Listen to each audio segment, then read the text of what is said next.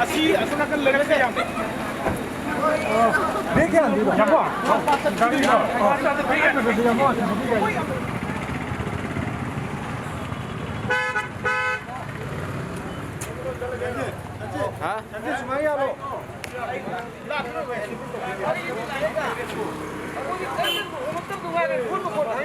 Sipur satu Kang Bro.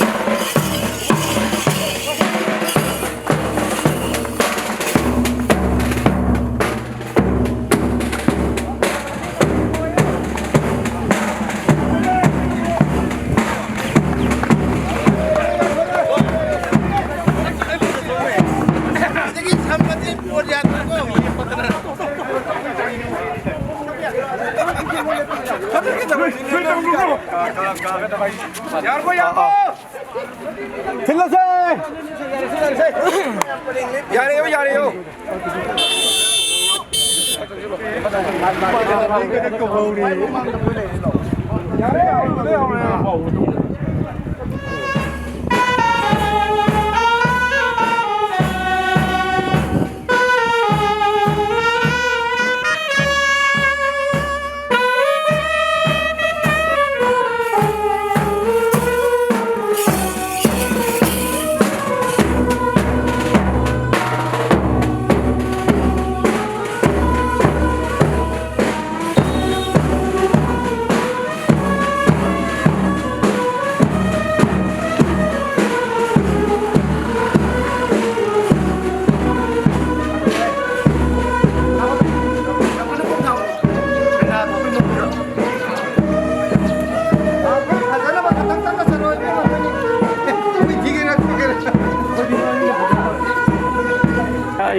You people, you know you can.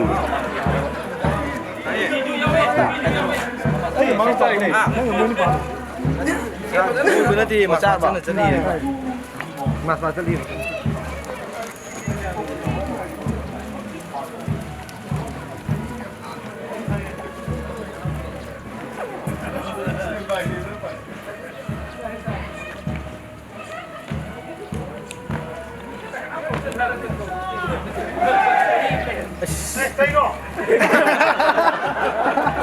No, you don't know the ball.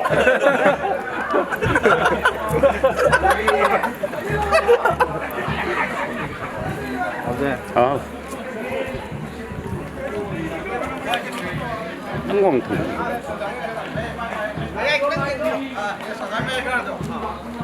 Kan kasi yengo. Mana betul.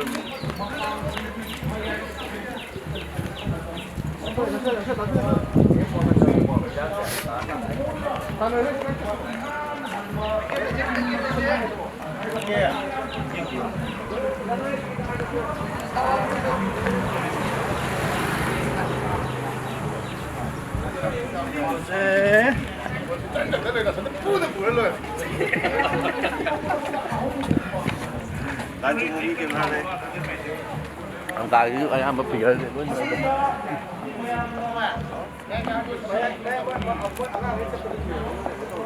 Mẹ chắc người trong kim ra rất trong nhiều. Sonda kadang cok kok segala dia re.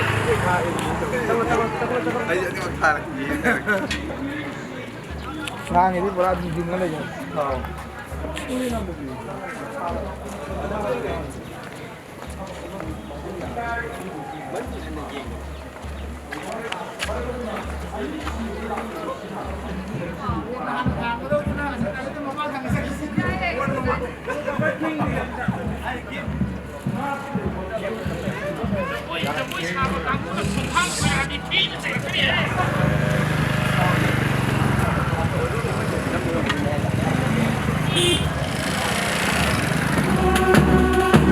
Mass Pars asi OPD Film Forum Manipur ki maikaidagi OPD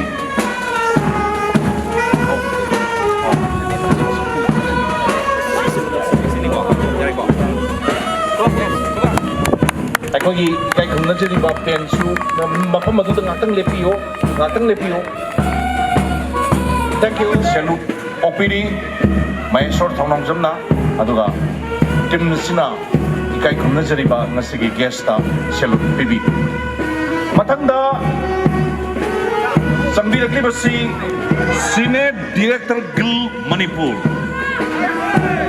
Cine Director Guild Manipur 혹시 salutation page tamna sanction birakli Mayor Thonawjamna wokpiri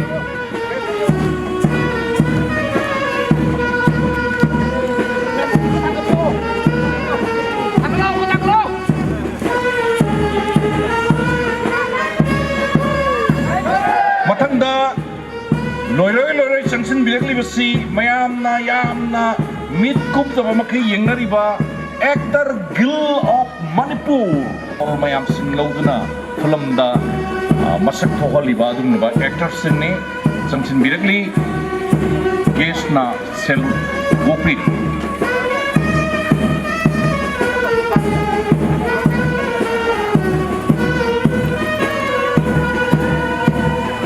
All Manipur Cinematographer Association AMFIMFA की member पुनमक संगसी हुई salutation base तमना sanction बिरकली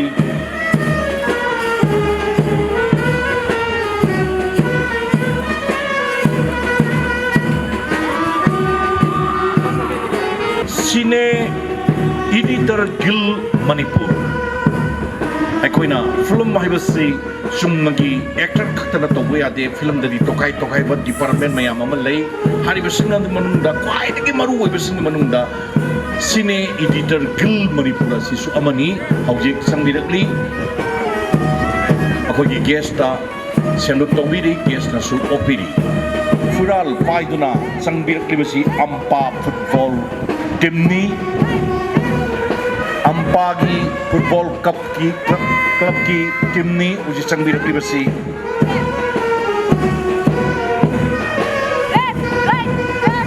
मयाम पुनमना अहोब खुवा खुदुना तराम न वोपी Ghani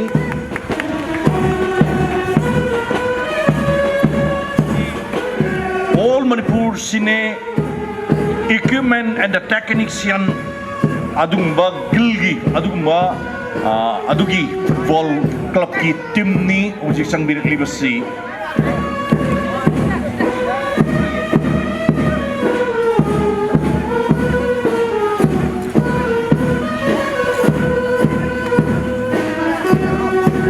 हारिबा team मसी याउद्रगदी film अमा ओइतोक सुंगा यादबनी अमुक संबिरकली बसिना choreographer की अदुमलबा गिल्गी football team ने यामना फजना पाइदगी फजबा अमा ओइरी उजि फावगी मनुंग असिदा यामना फजबा मास पास की फजबा डिसिप्लिन गे लोइनाना हुजे सेलेक्टिंग बेस असि लांथनना होनरी ऑल मणिपुर मतम इसै कांगलोफ आमिक की फिल्म अमदा अखोय यामना मरु ओरिबसि टेंग हेक लावबा फिल्म से हेक हौबदी इन लोइबा फावगी मनुंगदा म्यूजिक एबसि याउदबि यादबा इसै एबसि लौरिबा थौदांग असि अदोंना चावख्रे सदानंदा हामोम न फ्लैग पाइदुना संसिलली आमिक की फुटबॉल क्लब की टीम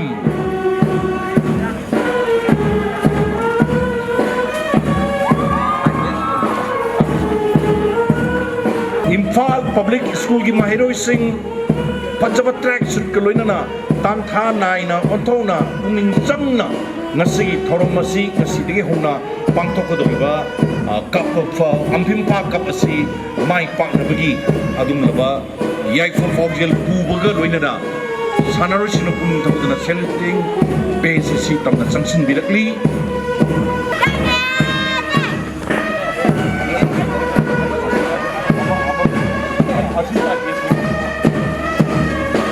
सिना माहुजिक सेलुट तौबिरिबा अखोगी महिरोई की टीम असि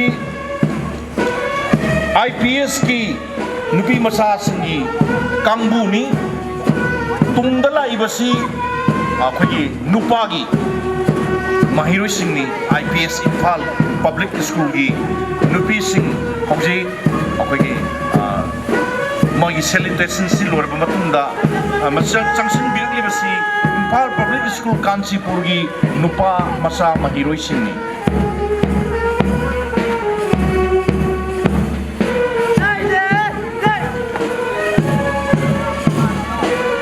yamna phajagre onona nungsigre angang singasi ubada puning yamna nungsiba nuon bapawe mayama hoba kubaba mada kubiu please okay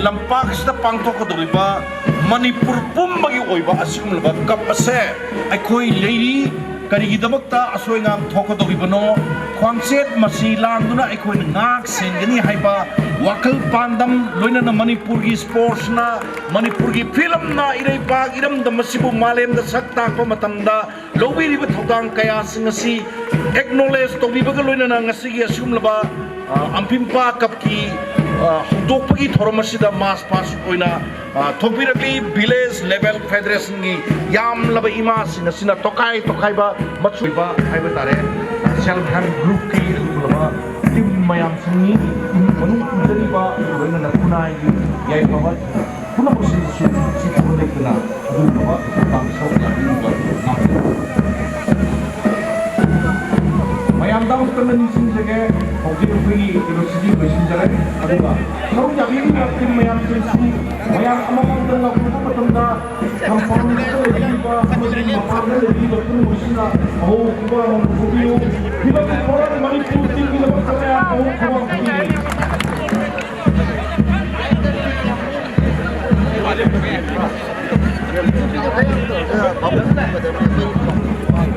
Si token hai rồi, cái money mỗi cái phun cũng dễ.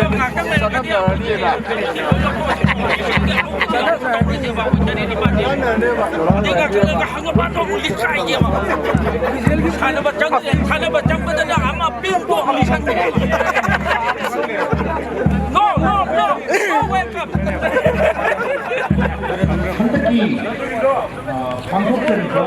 AMFIMFA Yes to Life, No to Drugs. 6th edition of CD from Ambassador C. After C, Mayanda, Owner Toxahe, Aduga, Nupagi, Oina, Handaki Ambassador Oina, Z. Boni Sharma.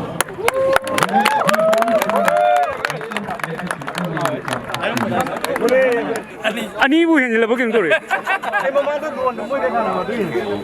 Rajesh. Hello, check. Baik. Ngampun lah hai melasi. Aikoi. Taruk suba. AMFIMFA CUP ki. Sadari ngakteni. Flag wide na Wasaksari. Thank you.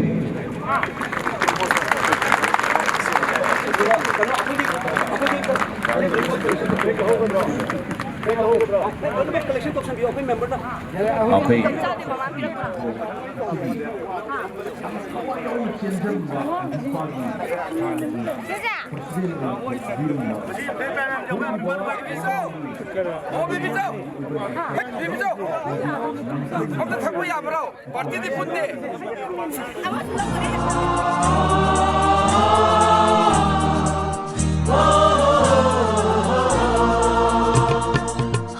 Shanaro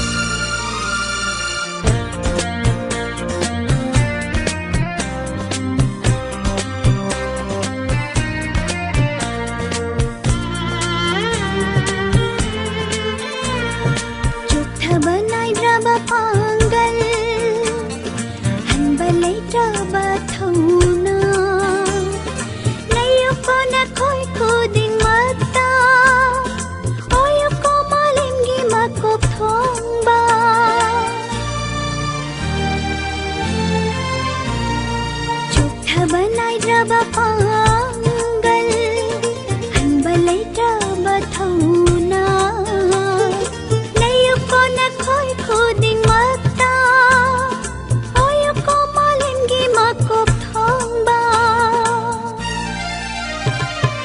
o shanaro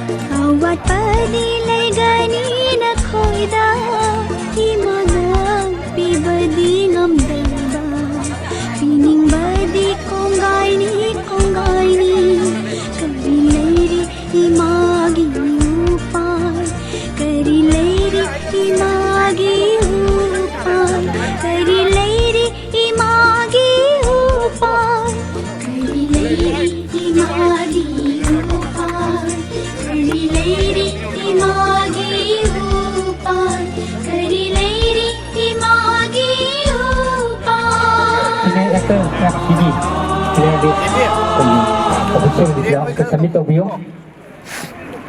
Kadang tuba, tunahubo yan na bigla magta.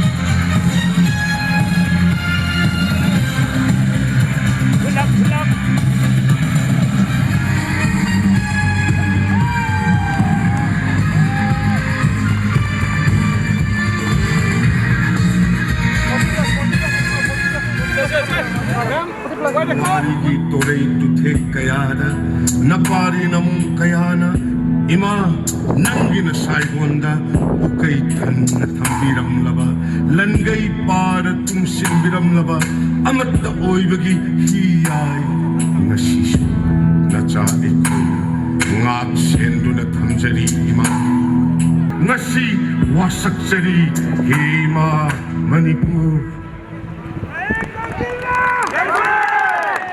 Taruklak Suba AMFIMFA CUP 2023 Cine Actor Guild amadi Cine Director Guild anina sanana begidam tasam sari nasigi thorum sigi guest of honor oibikiba Honorable MLA Wangkai AC kai khonjariba yamba Thangja Marun Kumar Ojik player singa sakhang naikang nabagi tanja lobiri yamna henna nungaiba makugi match kusana मैंने उबु फंगदिगनी सेनेटर गिल अमदी सेनेट director गिल गी निंकी जरबा प्लेयर सिंह मैंने ओबिरी प्रियो हुरु team captain jersey number 2 W Roshan jersey number 5 Johnson jersey number 3 Graten jersey number 9 Naoba jersey number 17 Jelis jersey number 6 Nirmal कांगजम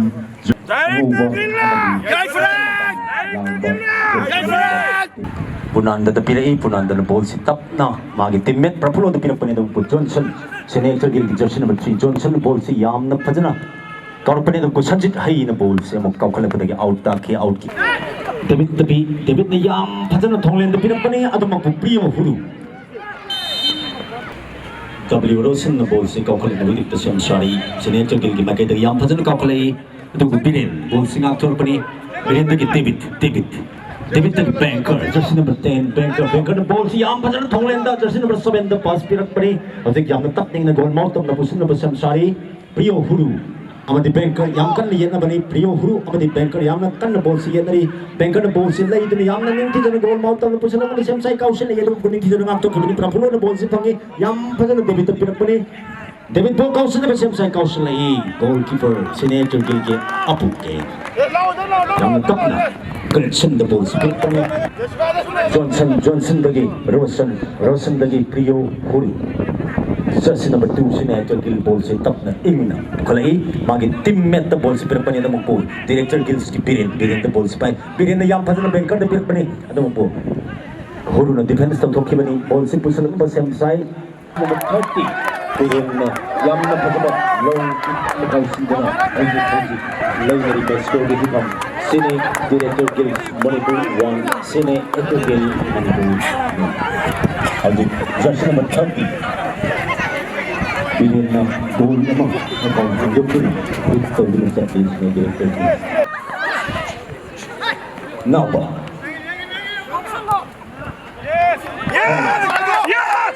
Jersey number 7 Tong Lending Birin. Good. Birin dari David. David taki Prapulo magi Rosen ball si mga bani Johnson jersey number 3 si mga Johnson ball si Tauklay Nirbin comes in the paper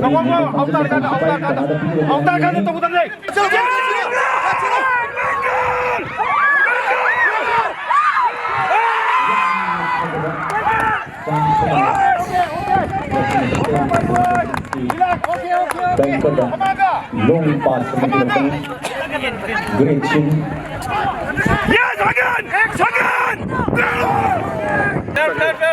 Commando Johnson ball si yang namin dito na pinagpani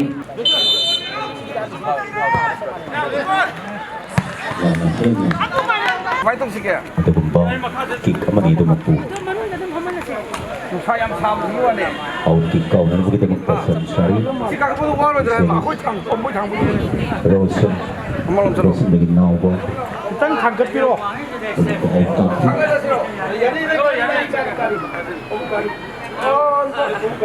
goalkeeper apalagi Sensai Lana Sound Open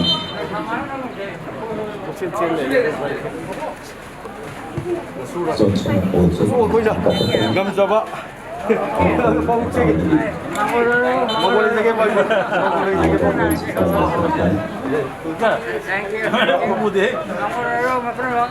Oh. Ay, berkata tak pokok. Adung tamu ay kira tahu saya. Kan bener hantar biro, hantar orang.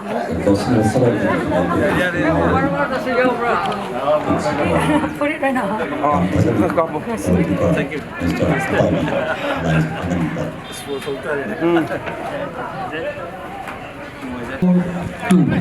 juga sini actor skill 1 Hauji mathang da mung thamjari ba ani suba round na thamjari ba match asida sanabi ga ba team ani all Manipur matam isai kanglup ammi versus all Manipur Cinematographers Association ka ada team ani sina Jangan mati loh, apa sih? Allah, begini.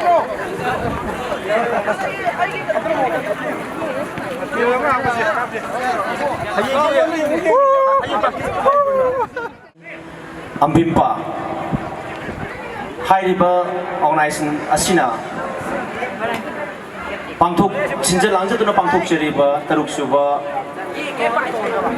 AMFIMFA CUP 2023 ngasi loisinbagi thorom masigi ngasigi mayai tangma da lengsin binaba koine special guest oina haijarubada amadi pesai tawbada tawina bagi damakta haijarubada harahorong yabirakpa tongan ba chief guest honor sing punamagpu pongon kumjari loina na Sri Oken amak sam special guest oina lengsin bigani Ozawi kai nabu uchari dana special case oina lengsin bigani asigi thorom sida social worker oina miyamgi yam damsigi damakta awat apa kaya mentor pidana mamang tu isu mentor tu ada lagi AMFIMFA के president Oza K. Chandra Kumar, Vice Chairman Film Forum Manipur Oza Oken Amak some special guest, si Presojit Sanglapam social worker special guest, si Raj Kumar Kaiku special guest, actor, dengan AMFIMFA की मायके jadi kedua kamjuri.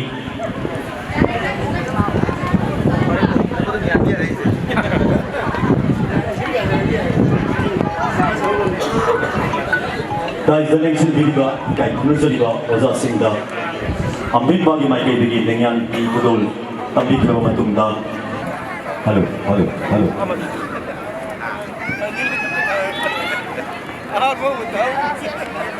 AYPC mati AMFIMFA ani na kusang nariba yang gay ibu bukan kau sudah Oktober April di penuh tarikh tadi kau jadi sangat berpetu masih sampai na bol ani matang sa sinduna amik tu sini interview David lagi hosu Dilim Bubon bubon supaya bubon yang oh ya sambil lagi bubon supaya apa namanya bubon aduh di situ hari ada pihak tadi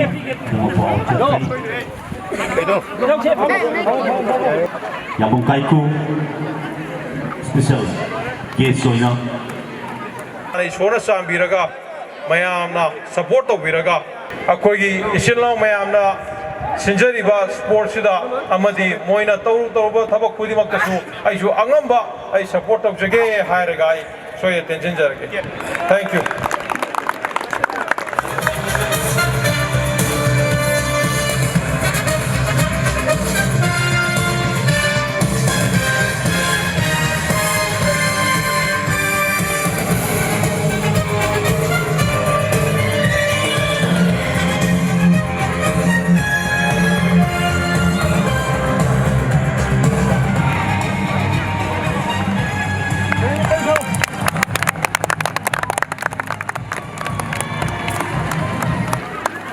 Ma, apa kak? Ma.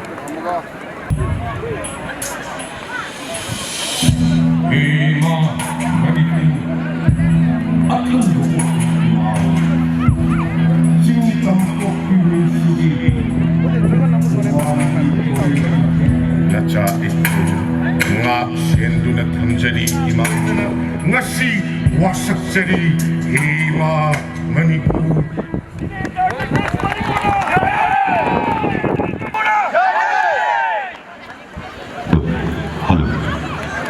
Masih sana bikin dari bawah. Ini itu di tensi lagi laujakan ini masih kita makta warau biru.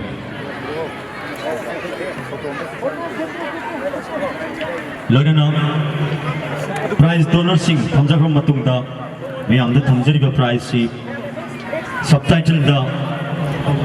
Amang ba bumpa di dalam film film si bumpa di dalam film atau benar atau sudah ada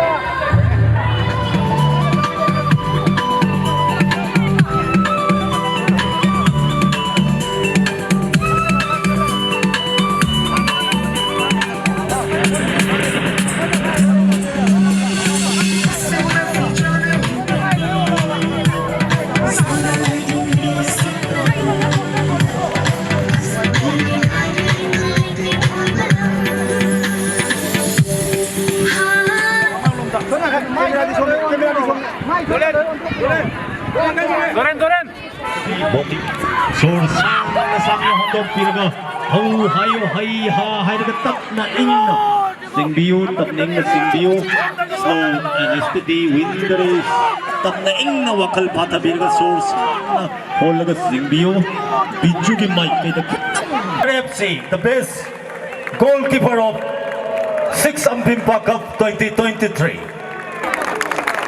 Congratulations the best goalkeeper of Mr. Apaibi. Doon na pipili ba yung kay Kunbuchari Daniel Corazon.